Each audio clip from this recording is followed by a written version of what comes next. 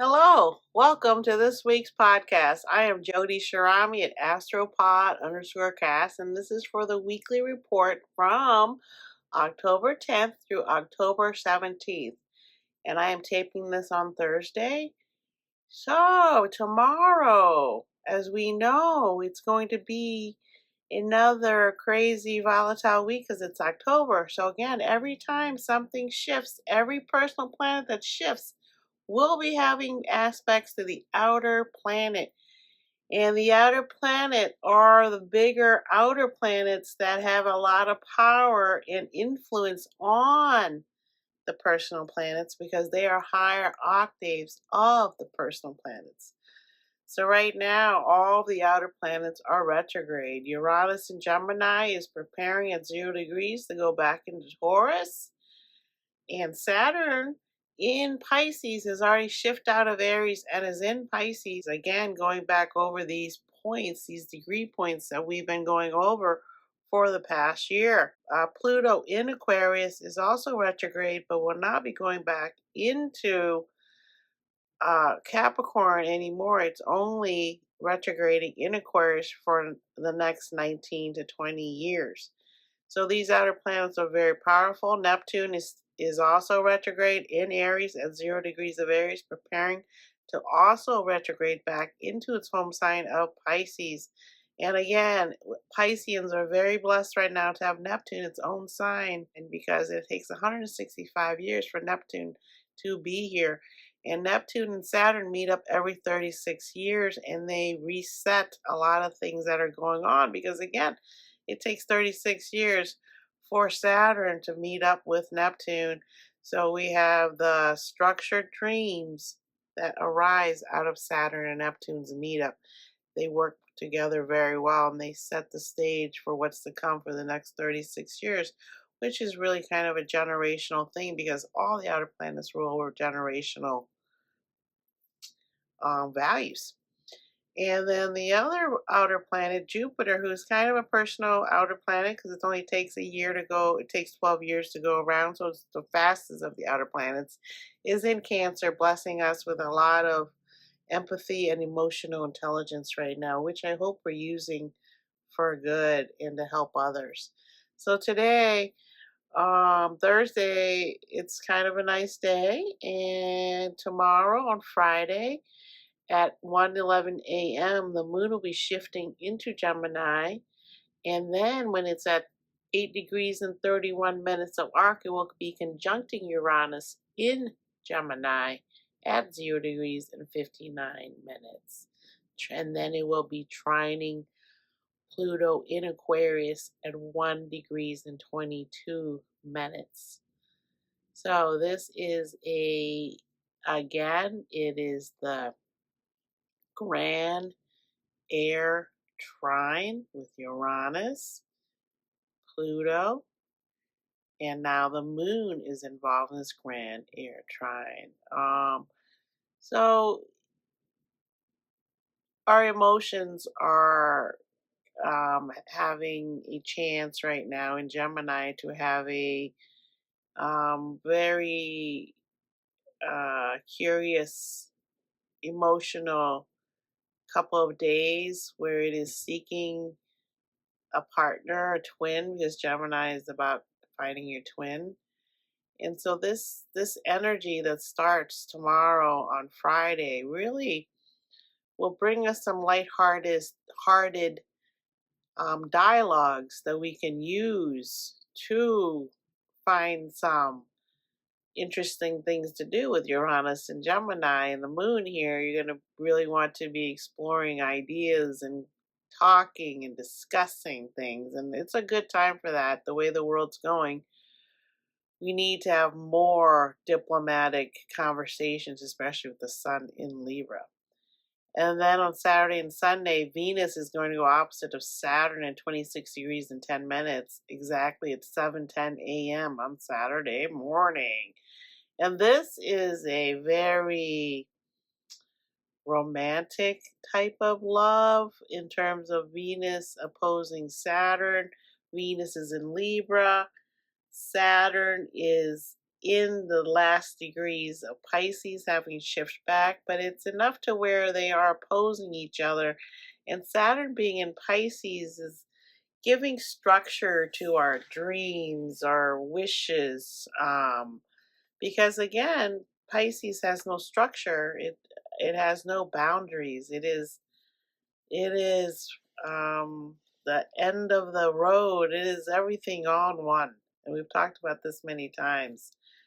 And so this is a long lasting type of love that can happen when Saturn and Venus are opposite of each other, because Venus again is in um, Virgo, and Venus in Virgo is getting ready to move into Libra's home sign. But Venus in Virgo here is very um, pragmatic and is a little bit fussy and is really good at being using their values to help each other, help others, because Virgo is again about the nurse, the person that will help you train, like a trainer, personal trainer could be a Virgo, a nurse could be a Virgo. So here with Venus opposing that, Virgos are really, Venus and Virgos are really having to check their values and what it is that they believe that they can do with their love in Venus. Because Venus, I happen to have Venus in Virgo, and I'm a Virgo, and so Venus in Virgo really, I would say that um, the things that you like have to kind of be logical and neat and pleasant to look at, because of my Libra rising, and that Libra is the second house to Virgo. So Virgos, in order to earn money, a lot of times their second house is Libra, and when that happens, it's an aesthetic thing. It's you like everything to be balanced and pleasing to the eye. You want food to smell good. You want it to look good. So with Venus and Virgo, you can be a little bit fussy about how your food is prepared, how clean the kitchen is when you're cooking, how clean everything is, how clean your home is. Things like that matter. Also the way you take care of yourself on a daily basis. Do you nurture yourself? Do you give yourself plenty of time in the shower? Do you enjoy putting lotion on your body? These are all things that, Virgos that I know in particular, including myself, and plus the Venus in Virgo is, for me, is getting really tapped right now. Um, we're very discerning Virgos, and, we don't really like rudeness, especially with Libra here.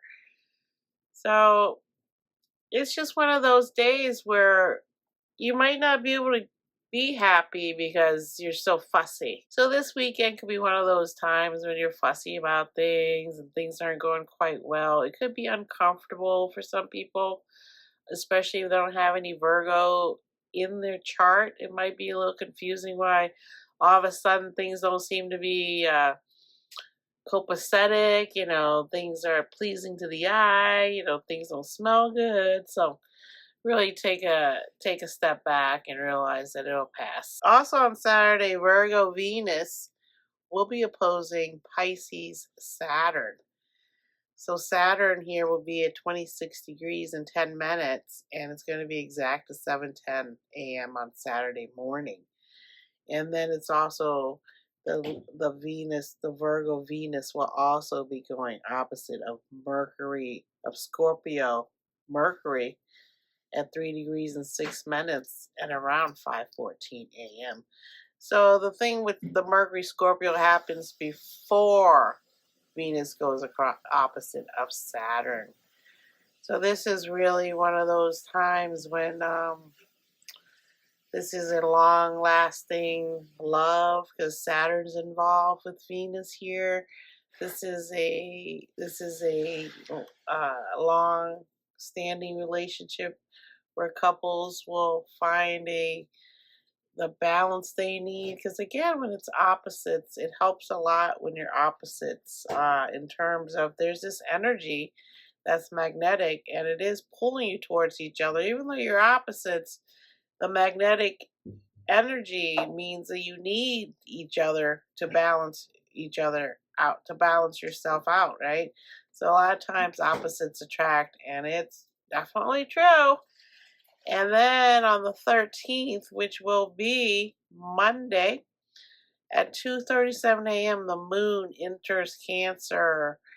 And then the Scorpio Mars at 14 degrees and 39 minutes will half square Virgo Venus.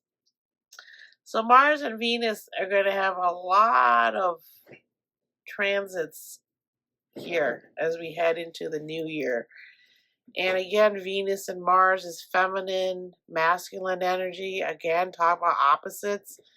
And Venus, again, is on the side of us that's closer to the sun.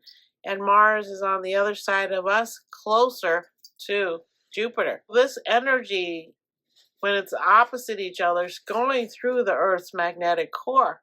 And again, that magnetic energy is what the whole cosmic energy is about, is magnetic energy. And so we really, with the moon in Cancer, we really will begin to feel a lot of love and empathy for others, especially as the moon heads towards its meetup with Jupiter. We're going to have a nice feeling here of abundance in terms of emotional intelligence that we can use coming into next week on the 13th here. We can start next week being emotionally intelligent and being able to handle interacting with others in maybe possibly a peaceful way that leads to cooperation and possibly the reopening of the federal government so that workers can get back to work, because I've heard that they are not getting pay. Wow, the government is shut down. So, and again, NASA has shut down exactly on October 3rd, the day that 3I Atlas, which is 3 interstellar atlas, had its meeting with Mars on the other side of the sun that we could not see. And some of the videos that we've seen of the pictures of this object as it enhances, it looks like it could be a spaceship of some sort. And if it is a spaceship of some sort, we are heading towards possibly communicating with whatever's happening on that big, giant, humongous rock that's floating through our galaxy. And it is due to meet up with Venus next, and then it will be turning and meeting up with another planet, which I can't remember right now. But I don't think that it's a coincidence that any of this is happening. I sense that the government again knows more than they will offer. And the people that are in NASA and working on spaceships, everything that's involved now is again going to have to do with money and having the first person be able to talk to a alien ship or anything, outer space ship. Again, like anything, if you approach it wrong, it could possibly end up in a war. And I don't think we would win that war with 3I Atlas at this point. Well, the 13th is a very busy day. This Monday will be busy. The Scorpio Mars at 14 degrees and 39 minutes will half square Virgo and Venus at 29 degrees and 53 minutes. And then the Scorpio Mars will go opposite Saturn in Pisces at 26 degrees and 50 minutes. So Mercury and Mars according to Rick Levine, are very uncomfortable at this point in time with all these squares. And Mercury and Mars again are in Scorpio, and they are going to have a conjunction which will be quite volatile. And then also on the 13th, Venus will be leaving Virgo, shifting into Libra at 5:18 a.m. Eastern Time, forming a grand air trine with Uranus in Gemini and Pluto in Aquarius.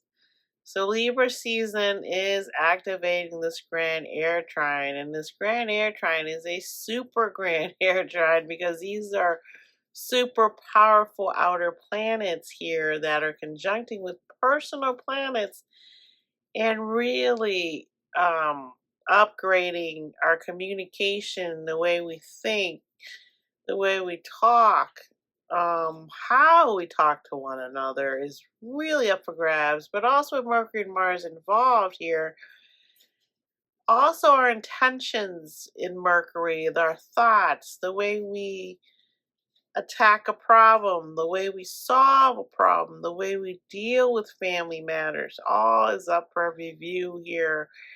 And Mercury is communicating with Mars, and Mars is the action of Scorpio. So we're wanting our actions and our words to match up here in Mars, especially coincidentally, Three Eye Atlas just went there and had a meeting on the 3rd. And I believe on the 21st or 29th, it's going to meet up with Venus, who is right now just moved into its home sign, the second home sign of Libra, where it is exalted. It rules over Taurus, and that is a very personal planet in Taurus. And now it's in Libra, which is where it is exalted. Venus is exalted, and it is having all these meetings with the outer planet. I mean, all these things can't be coincidental. I mean, it takes 165 years from Neptune to get here. So it just seems like the only planet really that's in its home sign for a while was Neptune. And so all of this is happening with Neptune preparing to head back into Pisces. And Neptune is one of the most outer planets in the galaxy. It is an ice cold planet. And so all this seems coincidental, but it can't be coincidental because we know from the mathematical geometry of astrology and astronomy and science how to even make a spaceship. We know that all this involves a lot of intelligence in how to maneuver out in outer space. I mean, we haven't gotten out of our own galaxy yet. We can't get through that magnetic core that surrounds us as we head towards the black hole following the sun. So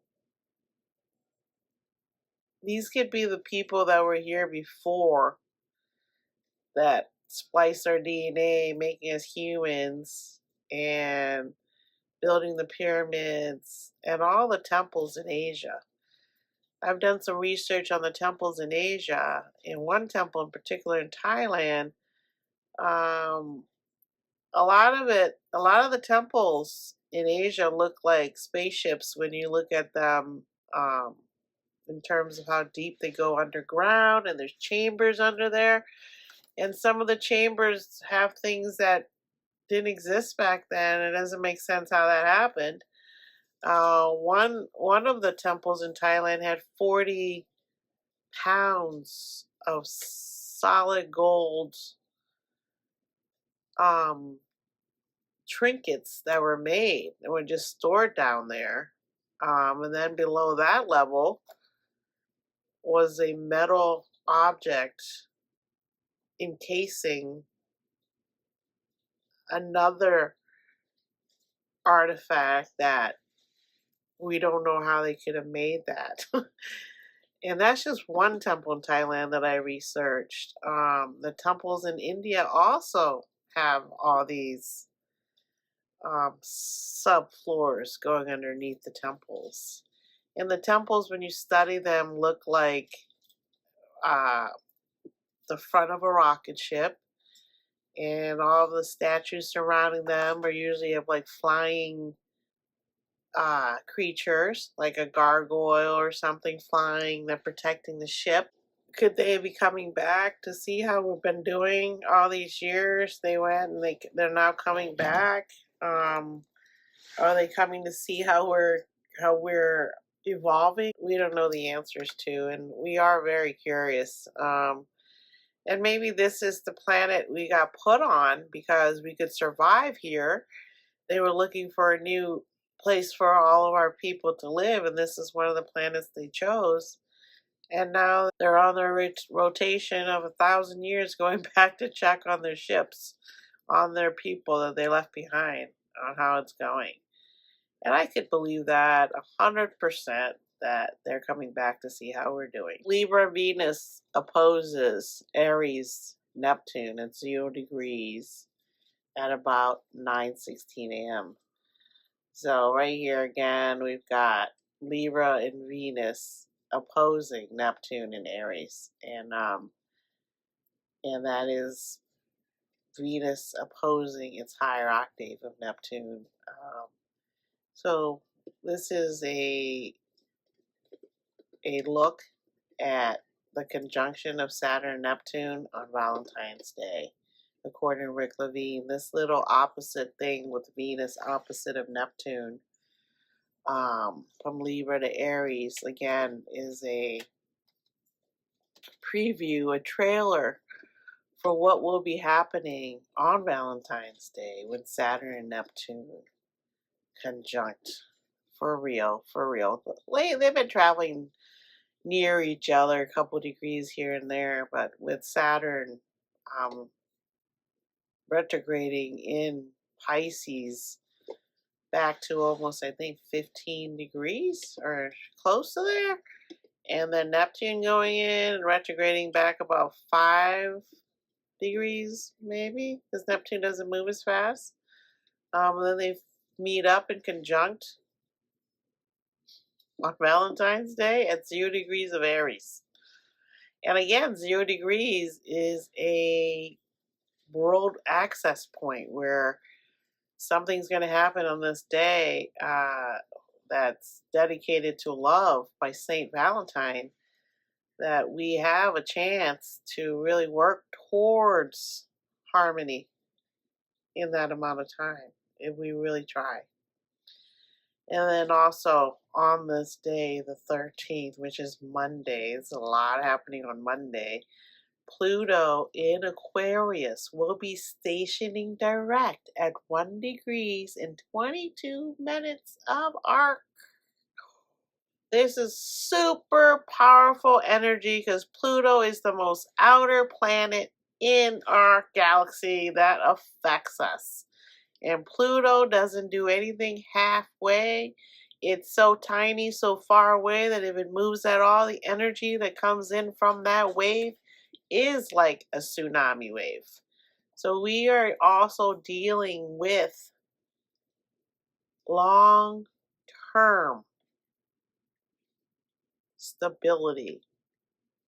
And with Pluto waking up, it's only going to travel maybe 1 or 2 degrees, in about 6 months. It's not moving much, but the fact that it's awake like a giant ship that just turned around in the Panama Canal and is now kind of maneuvering itself around. It's moving, but it's stationing direct. It's getting ready. Everything's on. The engines are going, and now they're trying to turn around. And so, any planet that stations direct is super, super powerful.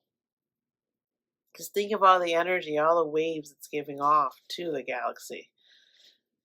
So this is really the beginning of the outer planets waking up.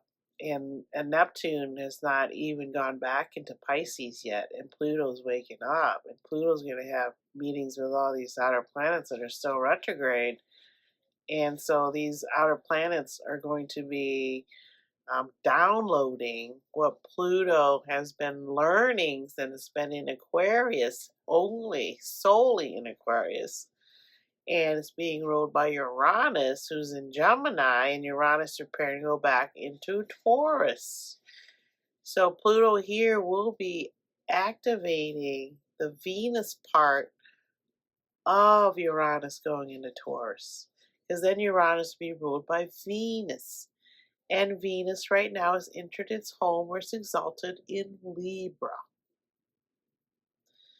So if that confuses you, this is why astrology is a science, because if you can figure out all the angles, what they mean, what the outer planets mean, what it is that is their signature.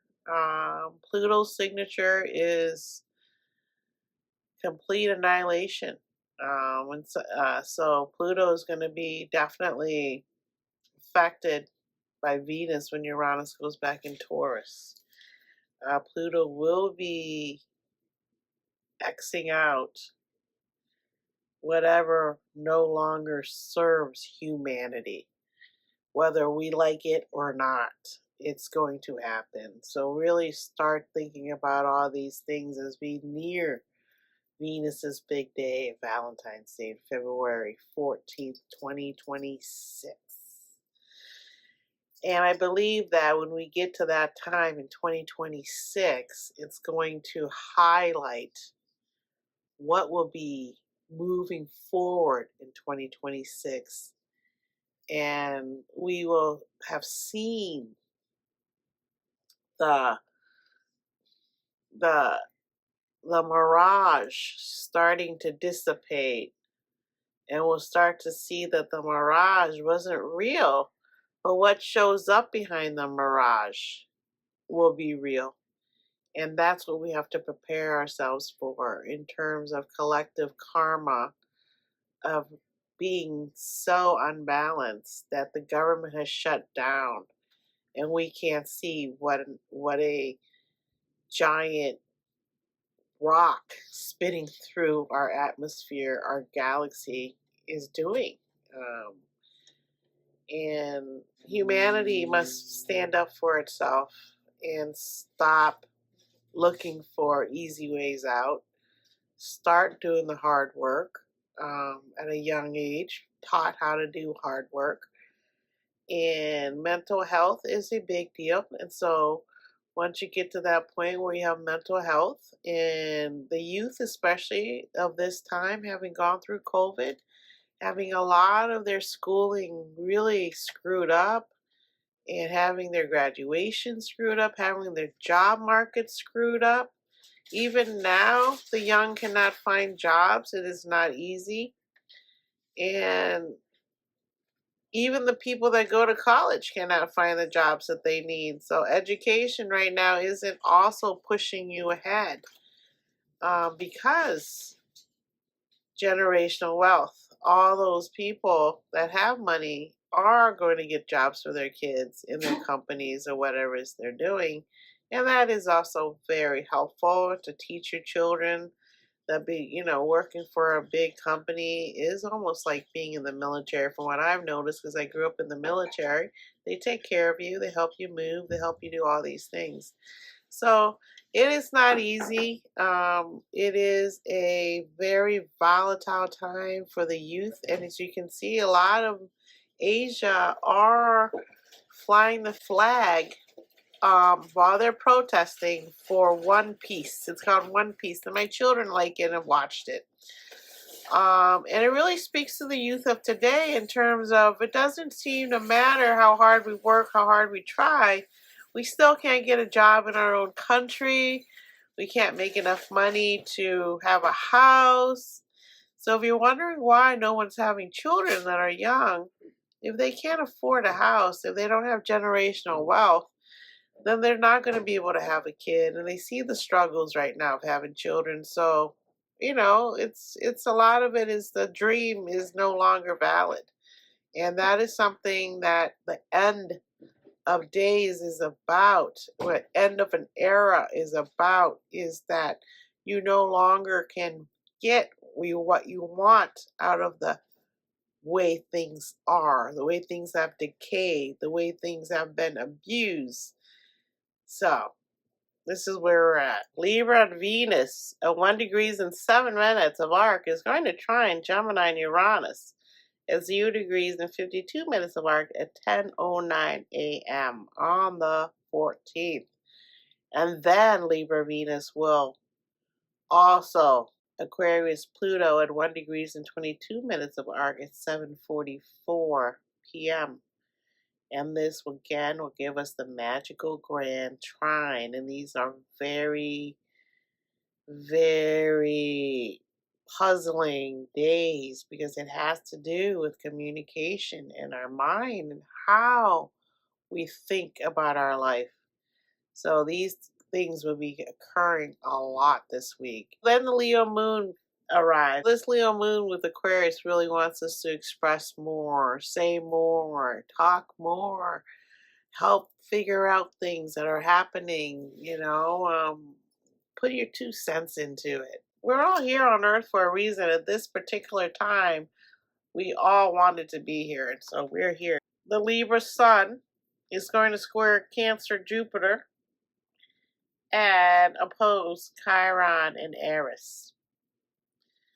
So again, it's another one of those things where Chiron and Aries is getting ready to conjunct in Aries. And Aries is a tough comet to deal with. Aries is the sister to Mars, and she's in Mars' sign of Aries, and she's very angry. She's not going to concede, for being disrespected. And then Chiron, the personal healer, is again meeting up with the sun, which represents ourselves. So we have to really, really meditate and be mindful and heal that inner child. Heal yourself. I know even after healing yourself, things can trigger trauma back again. So things can be triggered again, even though you've healed yourself, just like anything else. If you broke an ankle like I have, when it's ready to rain, it starts to ache. And you can tell, it's going to rain, your ankle aches. It's the same type of situation. Our body has muscle memory. Our brain has muscle memory. Our brain is a muscle. So if we can really lean into Jupiter and Cancer, emotional intelligence, and we can really lean into the air grand trine, which is a gift right now. It's a magical grand trine is what Rick Levine is calling. And many people are saying that, it's not that it's easy to change. It's just that with your mind and the way you talk, that can change. It takes practice. It takes time. I mean, learning how to talk, learning how to think differently takes time. And yes, it helps if you're younger and you move to a new country like I did. You can learn the language quicker. You can start to understand the culture better and understand where you fit into the culture. And it's kind of like that for a lot of people right now. Like they're moving to another country. The way things are going, they have to relearn the way tradition, some of it no longer is valid. Some of it is no longer good for the whole world. So these are some things that we will be leaving behind as we begin our seconds, little mini seconds into the age of Aquarius. We're not even out of 1 or 2 seconds yet, maybe 5 seconds. Maybe we're 5 seconds into it now. But it's very slow and long, and the Earth has been here very long. We are merely blips on the Earth. So while we're here, we can do what we can because we all wanted to be here at this time for a reason. Okay, so everyone has a part to play. Then the Leo moon arrives. So on the 15th, the Leo moon will be squaring Mercury and Mars that are in Scorpio. So this is very crazy. Our emotions, our thoughts, our actions are squaring. There's this need to make sure that what we're feeling, what we're saying, what we're thinking all matches up with our actions. So this is a hard thing for humans to do. I know that, the word hypocrite was made for that, so it's a hard thing to do, especially if you have Mercury in Gemini or Mercury in any of the communication signs. It can be very difficult. So we really have to work on that. Then on the 16th, the moon enters Virgo at 2:05 p.m. And so when the moon's in Virgo, you again can be critical of your emotions, critical, self-conscious. So the moon in Virgo here is going to quincunx Aquarius Pluto at 1 degrees and 22 minutes, and then quincunx Pisces in Saturn, Pisces Saturn at 26 degrees and 38 minutes, then quincunx Neptune Aries at 0 degrees and 6 minutes. So, quincunx again is a mini square, and it's very powerful. And the square really is pushing us. With this moon in Virgo is pushing us as it meets up with these outer planets. Again, this is going to happen every time, right? So we're going to feel very like a prisoner that can't follow their emotions, can't express their emotions. Already having a hard time with Moon and Virgo, but now with all these mini squares with the air trine, pretty much, it's gonna really hinder what it is we want to say to each other.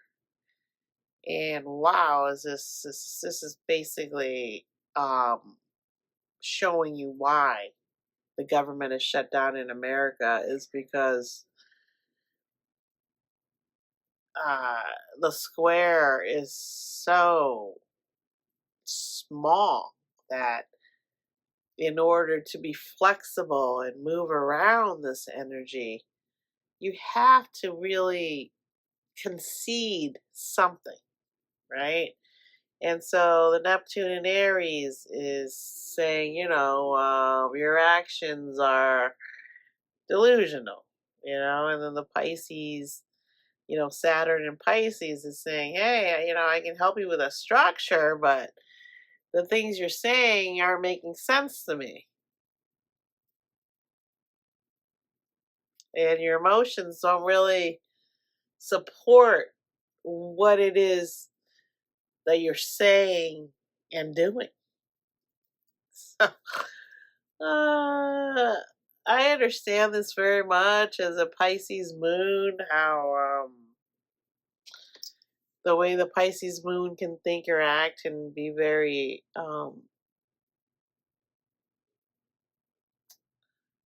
unsettling to others,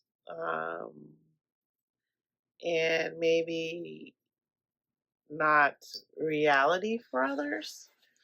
So we're just basically a bunch of fish swimming in the ocean, passing by each other and not speaking the same language, even though we share the same ocean. Some of us in the ocean are mammals. We have milk and we need air. And some of us in the ocean can breathe under the water, never have to come up for air. So how do we get along? Right? And you can see in the ocean itself, there's one killer whale that terrorizes everyone. even the sharks. This is the way nature's made, and we have to figure it out how to be friends with the killer whale or stay away from the killer whale. We head into Friday, the 17th of October, and the Libra Sun at 23 degrees and 40 minutes will be squaring Jupiter in Cancer at 24 degrees and 5 minutes at about 1:42 a.m.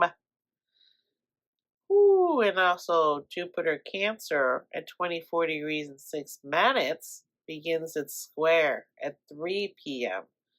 to Chiron in Aries and Aerys in Aries.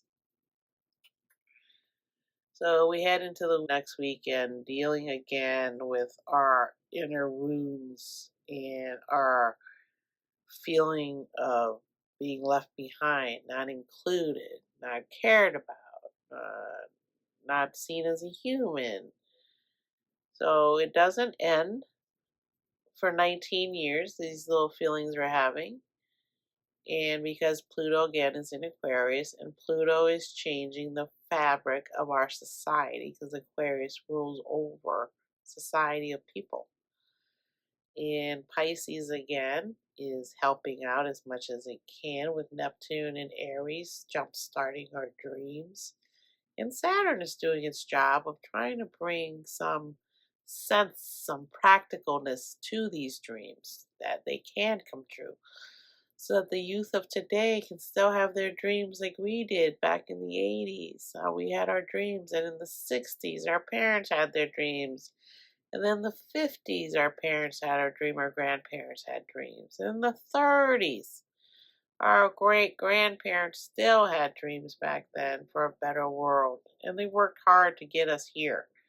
So really, everything will be fine if we can all stop being greedy, not sharing. Oh, I wouldn't be a podcast without my new buddy here.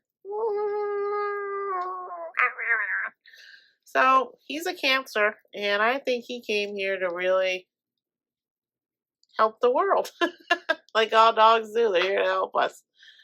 How do we know the dogs aren't the aliens that are here to help us, and that all the people coming on 3i Atlas aren't a bunch of dogs that want to help us and say, hey, you guys gotta really learn to get along. So thank you for being here this week. I appreciate it. I appreciate the comments, and I will get back to you. I'm so happy. So I will see you next week on the 17th. I will be back, and I appreciate you. And it's really time to settle down and plan and strategize and make sure you're ready for whatever is to come, though we don't know what's going to come. With Uranus and Gemini, a lot of things in the air trine. Air trines move fast. We don't know what's happening. It's when everything is said and done by next February, everything will be in air or fire signs. And those are quick moving energies, not earth and water. It is air and fire. It is. So we expect a lot of fires. We expect a lot of quick moving energy that we don't know what's going to happen. So just stay afloat of what's going on and really love yourself so you can love others. Be kind to others, but you got to be kind to yourself to be kind to others. So you can tell when someone's being kind because they're kind to themselves, and then they can share with others. If they're not kind to you, they're not kind to themselves. So don't worry about that. So really, I appreciate you again. I am Jody Shirami at Astropod_cast. I will be back next week. And I really appreciate you guys. Take care, especially my spiritual children. Here we go. Everything's coming into place for us. Okay? I love you guys. Bye. Mwah.